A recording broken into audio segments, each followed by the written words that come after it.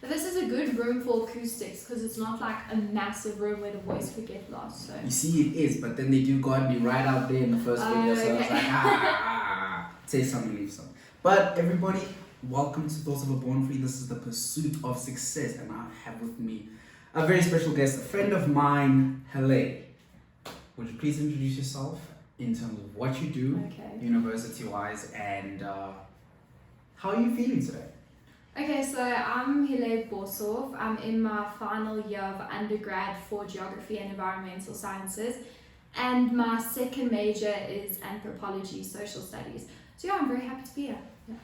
That's great to hear, Hilét. So, like always, everybody wants to go to university, learn about certain things, learn about different topics, different fields, but there's a bit of a gap between what the universities tell you and what it is that you actually do. Yeah. And we spoke a bit about this before in terms of like, you're not always explained to in the most broad way. It's like, okay, so what your subject really wants from me is this, and the third.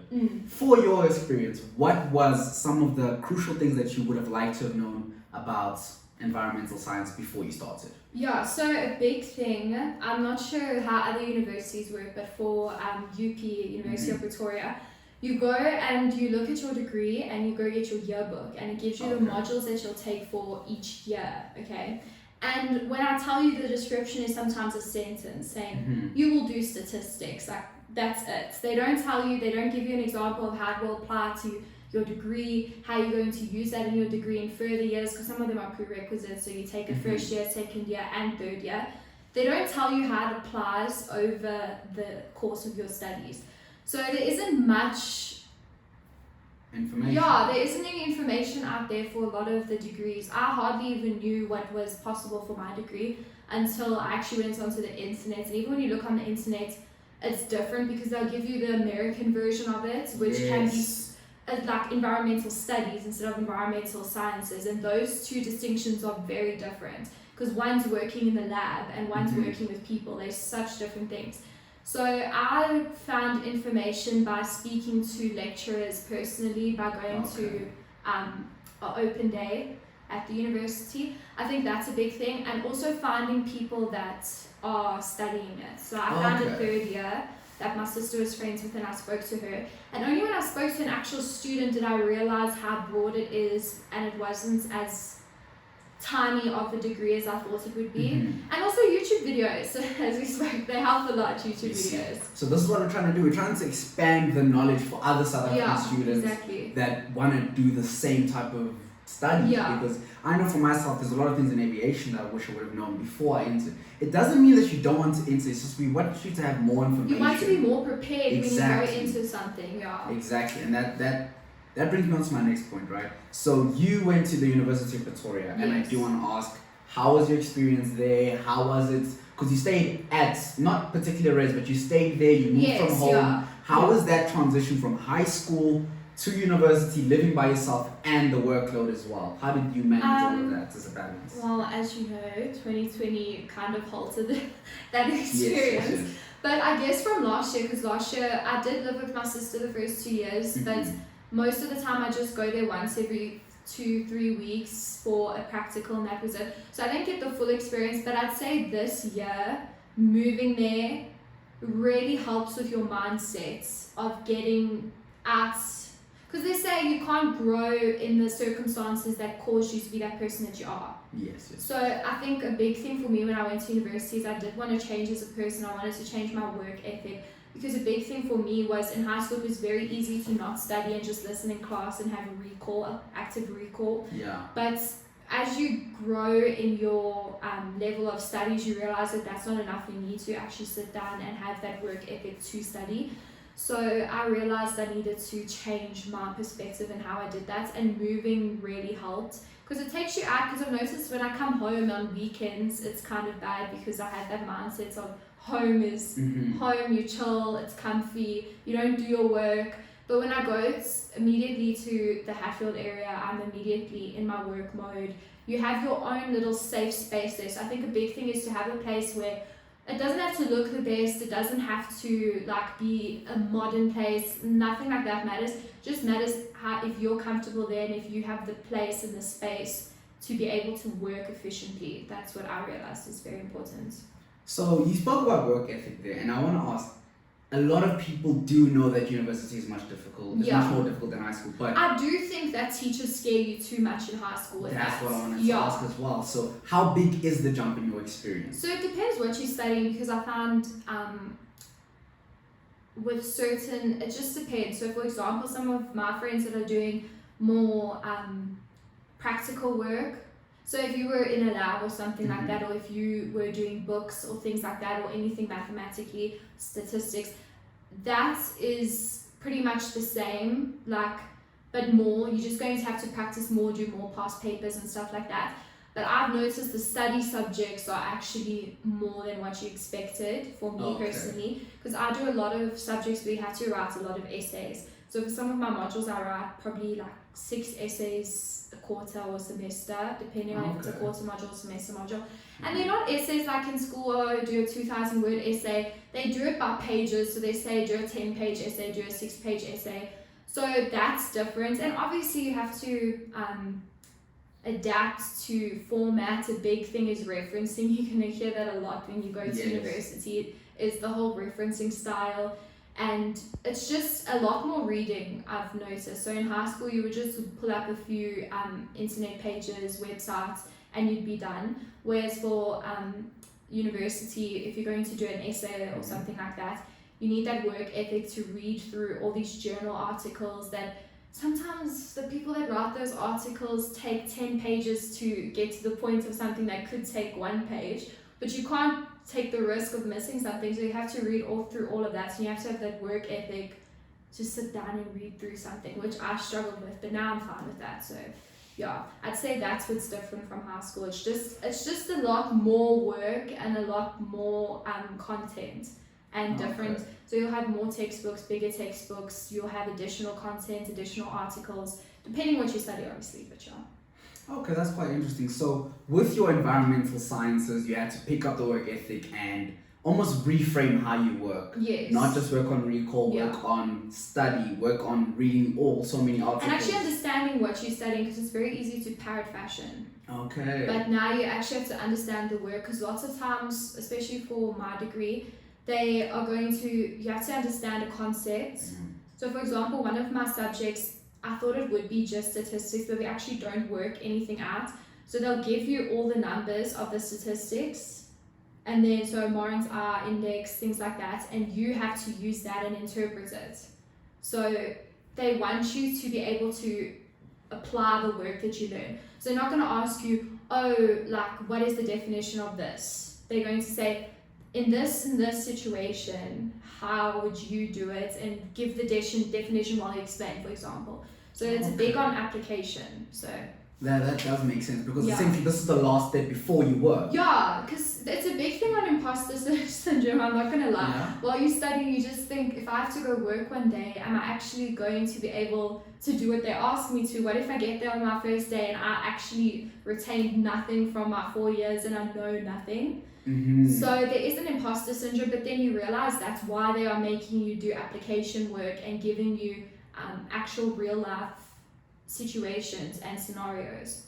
So yeah, I think that's a big thing, which is very helpful, obviously, to be able to apply, which you know. Okay, so looking back a bit into your high school years, what subjects do you think best prepared you for doing your environmental sciences? And for someone that maybe didn't do the subjects, do you think if they still have a passion for environmental science, they can go into it as well? Yeah, so obviously geography, because my degree is like environmental science and geography, because we do some geomorphology modules and urban geography and everything. But for example, those modules such as urban geography and geomorphology, you'd be surprised, my first year modules I actually got by with my knowledge from high school, because a lot of it was on erosion techniques that I knew, stuff like that we learned in high school, because she also took geography. So yeah, like that. But the thing is, you don't need it. There were people I knew that didn't take geography and they did perfectly fine.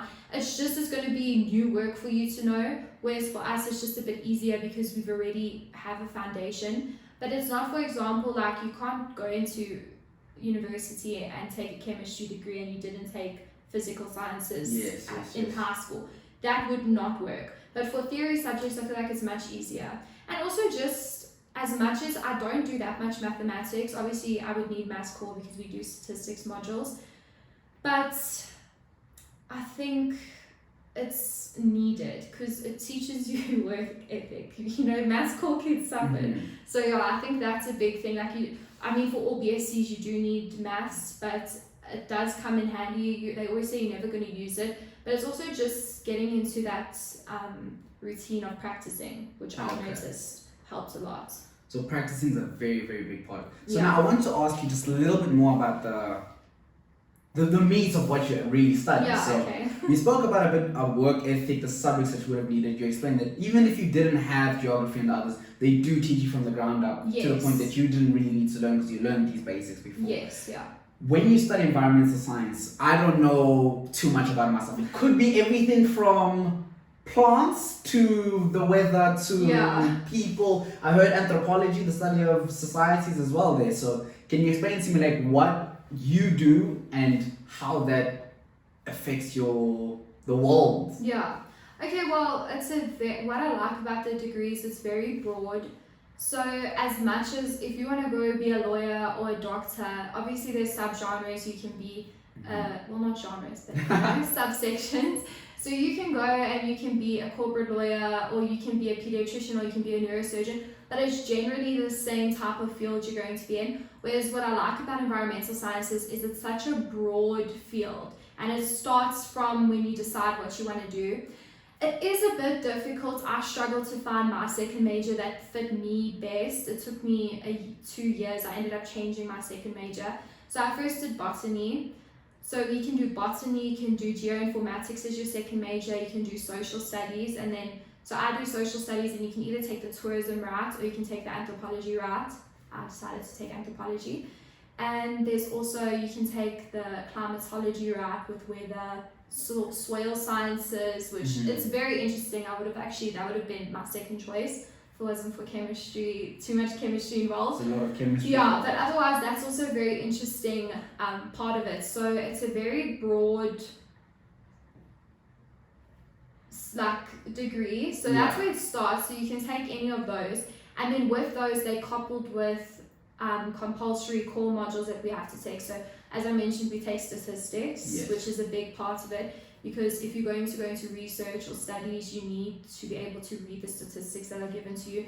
Not necessarily have to work them out yourself, but you'll be given statistics from a logistics company, and you need to be able to apply it to what you are researching. And then we also take a lot of geomorphology modules. Obviously we're in South Africa, so it's more South African based. That doesn't mean you can't go overseas and apply what you learn here, but we just use a lot of South African examples. And then with that we learn about soil erosion, we learned about landforms and stuff like that. So that's the geography side. And then the environmental side is more, we learn about climate indexes, the different regions of the world, what climate they are. And then we so far learning, so for example this year, one of my modules that I'm taking is about how humans impact environmental sciences. Okay. So how we kind of live with the environment and how we affect it.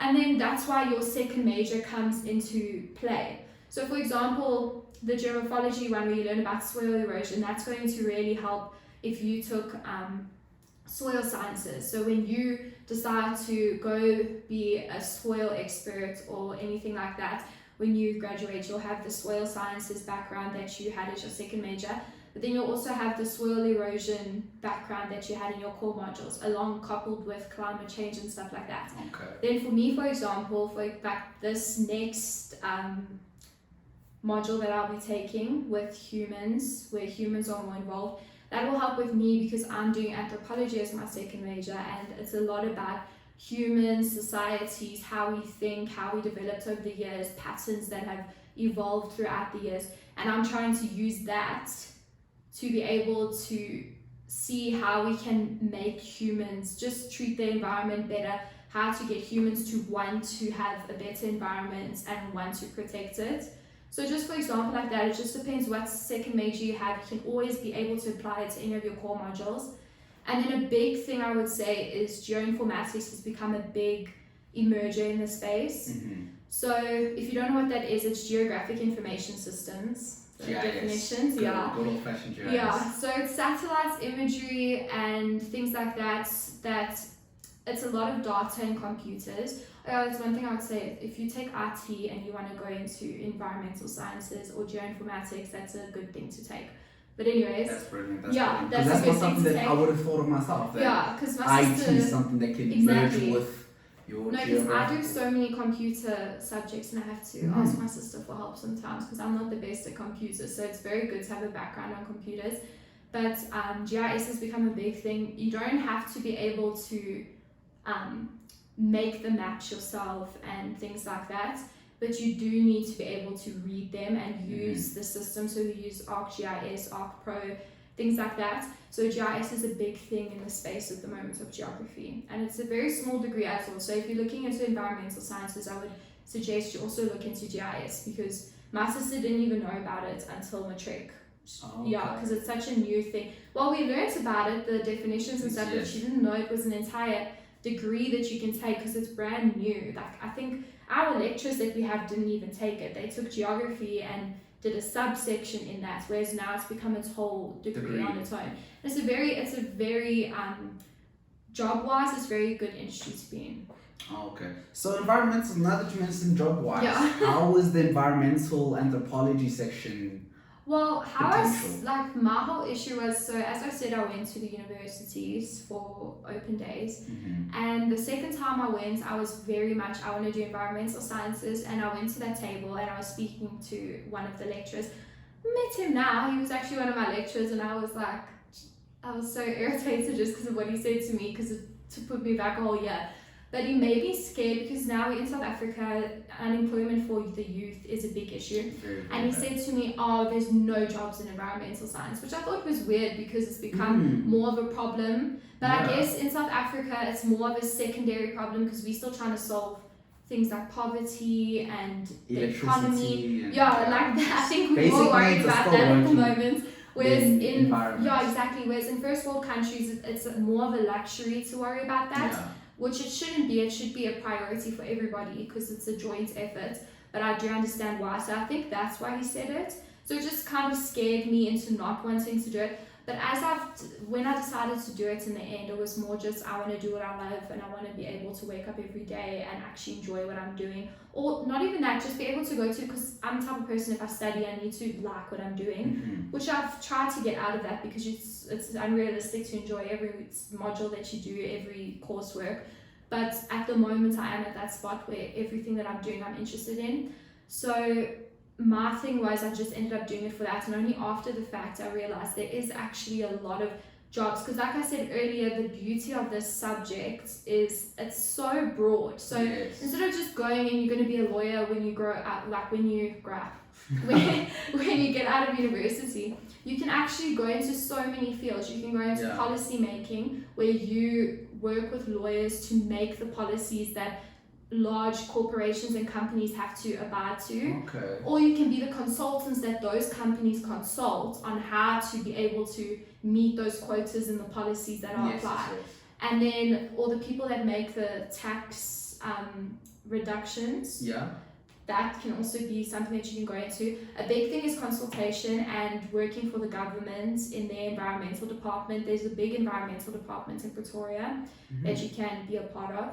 And there's even on-site work, so while companies will be building or doing things like that, you are there to monitor how the surrounding environment is being affected by the building. So for example, if there's a river there, every day you have to take soil samples of the riverbank, water samples, and test that they are still in good condition.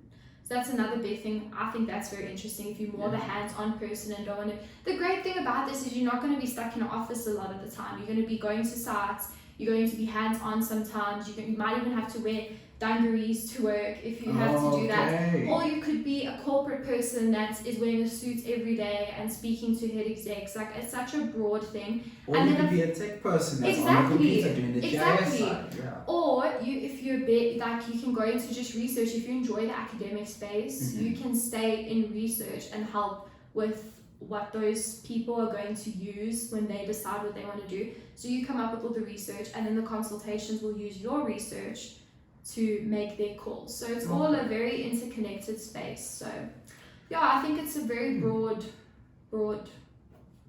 Degree. Okay, Yeah. that's quite great. I wanted to ask, you mentioned about how interconnected it is. How did you find your niche that you like anthropology more than the others? They give you, I know you talked about the cause, but like how did you, what soul searching did you need to do to be, this is my one. So a lot of it was, at first when I first chose botany as my first major. And that was more so because, you know, people always tell you choose what you like. Mm-hmm. And I'm like, I love plants. I garden with my mom on the weekends. I'm going to do that. So I chose that. But you realize some people don't just, they have a few plants in their room like me. I do still love plants.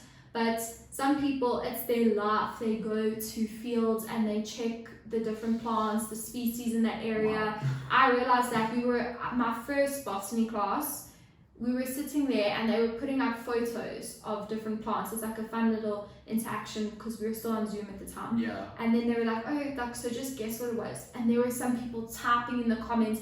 I just knew the general, not just the species, like the actual genus, the name, everything. Wow. Whereas for me, I'm just like, that's a type of fangos, things like that. So do you know what I mean?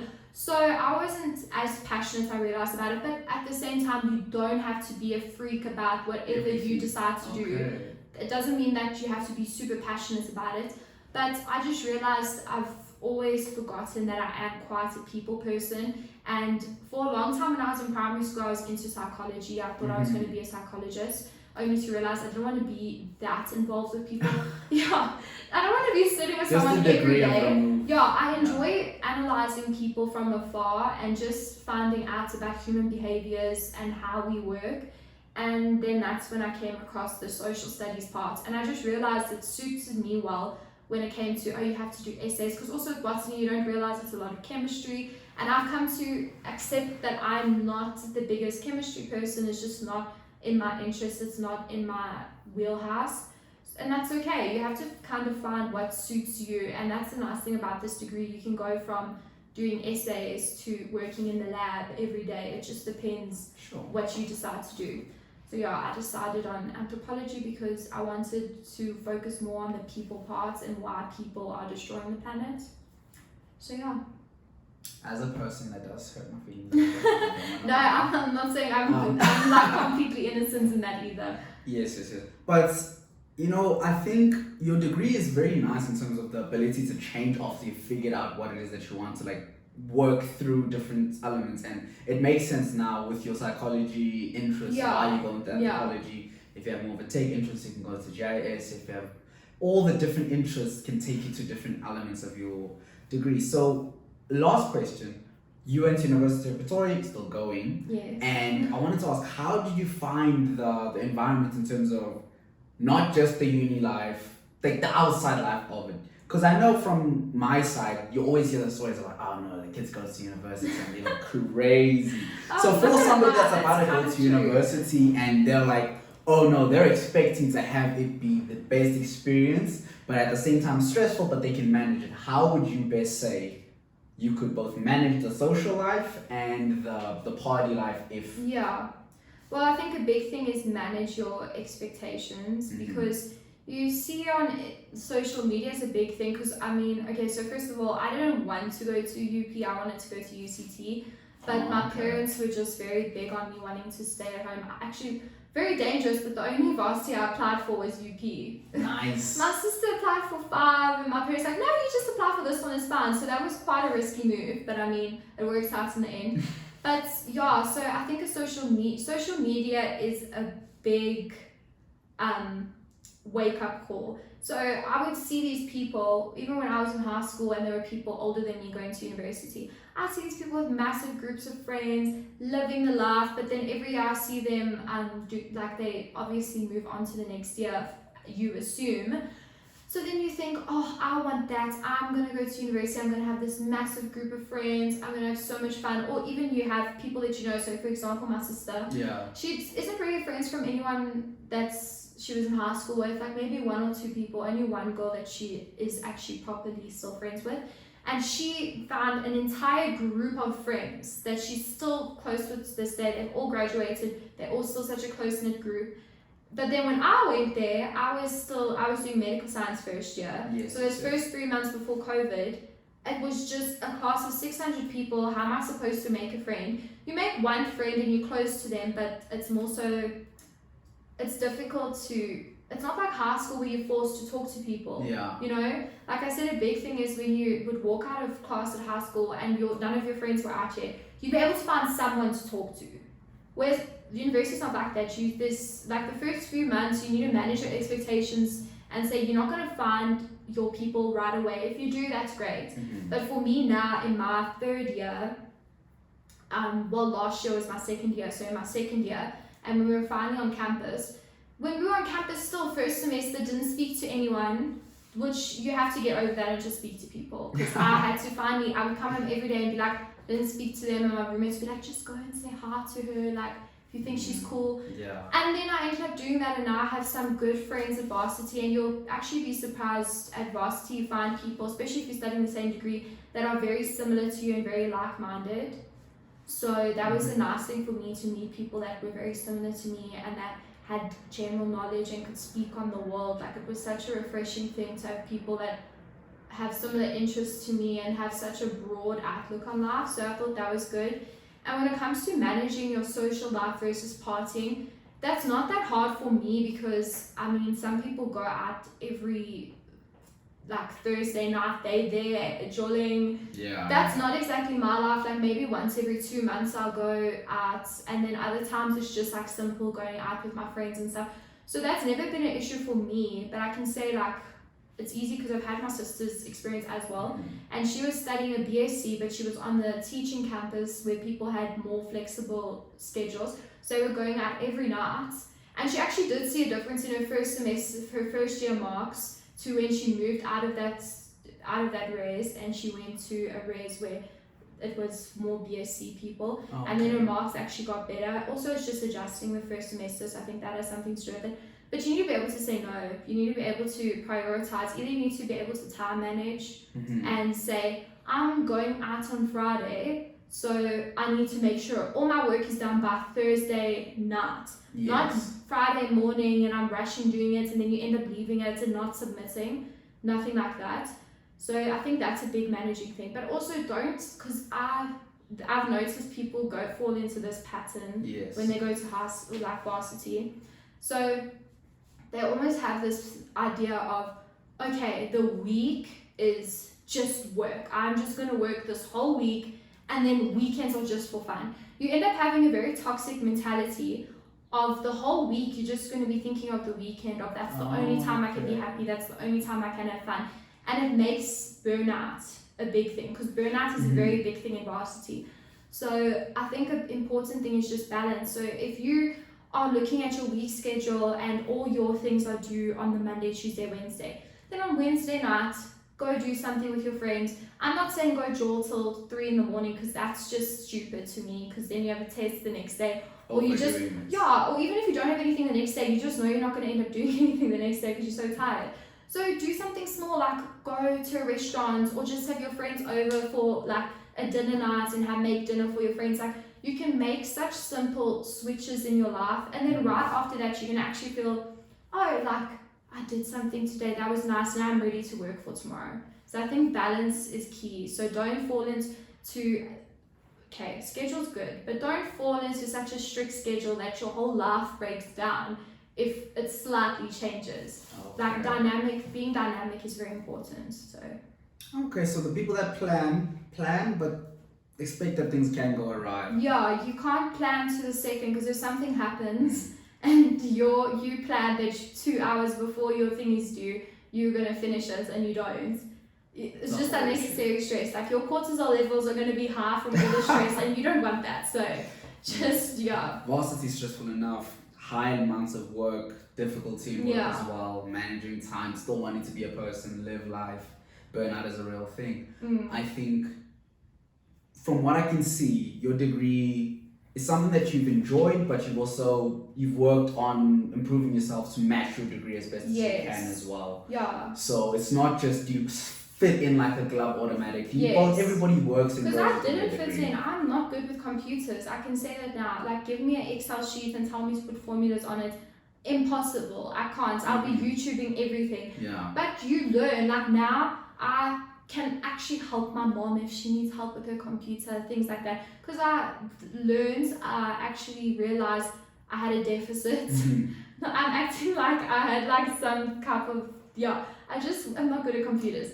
So I knew that, I was aware of it, so I just worked harder in that section. It's the same with, if you're not the best at maths, you're not the best at practicing your sums, then just pay a little extra attention to that, just things like that, No degree is going to fit you perfectly. There's always going to be one subject where you're going to be complaining, so much. One more thing with my degree, there's a lot of practicals. A lot of practicals, and they put the time on how long it will take, and usually it's like 12 hours, and it needs to be done in like a week, because it's they'll give you a project and you kind of have to do it on the computers at the varsity lots of the time, because the software that's needed costs like thousands of rand, and we can't afford that. Yes. So lots of times it's practical sessions, and our practical sessions are like 4 hours once a week. So so it's like 8 hours of that, and then it's 4 hours of editing and putting everything you did in the session, like screenshotting everything and putting it into your work. Because if you take my degree, you're going to have to take GIS modules. It's compulsory nowadays.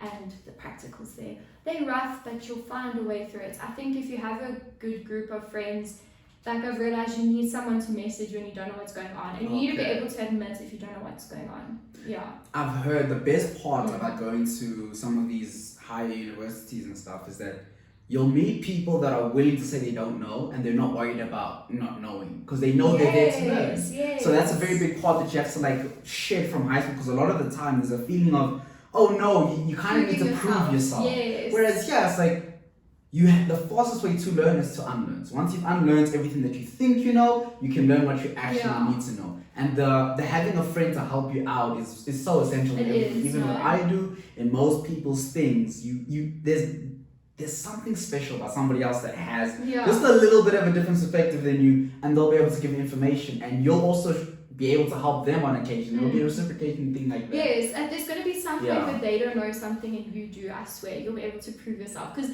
that was a hard thing for me. I hate if people, I think it's a vulnerability thing. You don't want someone to think you're stupid. You don't want someone to think that you're less than them just because you don't know something. Because I'm the first person to let someone know I know something. It's a very toxic trait of mine. Like my catchphrase is, oh no, I know. It's so bad. I'm not here to put any shade. Yeah, but it's true. It's true. I do that to everyone. Yes. So I had to get out of that quickly and just put my tail between my legs and get rid of my ego and be like, I need help. Can you please help me? And then it's so easy. They just say, oh, I also struggled with this, and you feel so much better. So Okay, so with that of getting help, do you think it's an advantage of and possible to make friends with people in a higher year than you in the same course? So a year or two when you're still in year one, would that be like to your benefit because there's certain things that might cross over throughout the years, or is it like almost in some high school subjects where it's like almost a fresh slate every time? There's not really too much. See, I'm very lucky that I have a sister that took similar modules to me, like almost the same, especially the GIS ones, all the same ones. And you'll find out university lecturers are very lazy sometimes. So I'll efficient. I'll come home with my test and I'll show it to her, and she's like, I did this exact test, and she'll pull out the test and show it to me. Oh, she doesn't have the memo, but it's the exact same test. Even the practicals are the exact same. So sometimes I'd call her and be like, can you help me with this? And she'll be like, oh, I did this exact one, I can help out. And then she'll just tell me. So it does come in handy, but that's why you have tutors, I've realized. Because I'd call my sister for like the 6th time that week, and she'll be like, just ask your tutor. And I hate emailing like people in a power of authority. I feel so bad. bothering them. Like to me, I feel like I'm bothering them. But then you realize they're being paid for that. It's okay. So yeah, so I would just that's why you have tutors. So you don't have to go and make a friend with someone in a higher grade, because it's already difficult to make friends with people in your degree, because it's such a weird environment to be in the beginning. So that's why you have tutors that have done the module already that you can ask for help. And I've learned now to attend my practical sessions first of all, where the tutor is in person, and ask her. I feel stupid sometimes, like I always preface it by saying, I'm so sorry, I know I should know this, but I don't know what's going on. And sometimes she's like, oh, your computer's having a glitch, move to the next one. It wasn't actually something that you did. Or she'll be like, oh yeah, everyone's been struggling with this one, let me explain. So yeah, you'll come to realize that everyone has a mistake or issue with someone. No one's going to think you're stupid. So no, that's great. Tutors are there, which is nice. No, that's fantastic. Okay, another one. From first year, second year, what tips would you say is the difference? Like what's the tip or trick that you learned that aided you? Well, okay. See, my first year and second year were very different, because first year I was completely online, whereas second year I was also completely online as well. But okay, wait, I'll say from first year to second year from my degree, because before I changed. So from my first to my second year, first year I was still online in 2021, and then 2022 I was in person, so it was already completely different. So I don't know about that. But one thing I learned is planning. I got myself a planner last year. I wrote everything down. I color coordinated from assessments, different color for exams, different color for semester tests, just to visualize what I have, because planning is a big thing. Like you just need to be able to plan everything. And in the beginning of the year, you're going to have all this gusto to work hard, and you're like, I'm going to do everything the minute I get it. And that's not always realistic. So you have to plan on your schedule. Oh, Wednesdays are usually quite free. I'm going to do this and this on that day. So I also did that. So I'd write down the due date, but then I'd write down when I'm going to do it. It's difficult to stick to that, but it's just that you don't have to like beat yourself up if you ended up watching a series during that time and you should have been doing your work, or you were cooking during that time. But it's just a rough outline. So that helped me a lot with planning, just actually knowing what was going on in my degree, because it's easy to let it get away from you, because the portal's a difficult thing to navigate. Blackboard is a whole thing on its own. Lecturers don't always remind you and say, like, you don't go walk into class and on the blackboard, like in high school, written with due date. That does not happen. They tell you once, they send you the assignment brief, and then you have to remember it. So just visualizing. You can't expect your brain to remember every due date you're given. So visualize, plan it out. Just a lot of university to me seems to be very studious and be very willing to plan ahead. That's the whole jig of most of it. But no, thank you, Hilét, so much for your time. We'll follow up. There's still a third year. There's still other questions that people might ask. I'll come back to you if when I do post-grad, and give that. Third year, post-grad, working. This will be an ongoing series with Hilét, also the previous person, Liam, and I'll just be keeping a follow-up on all of the people. That's why it's a pursuit to success, not just university, everything from high school all the way to the point that we are no longer around. We're just working. We're just too busy to be around. She's running some massive GIS anthropology system, and I'm too busy doing plain stuff. So hopefully we don't see you guys. I'm also around at the same time, okay? Peace. Yeah. You know what would be hilarious? Ran out of space halfway. Oh no!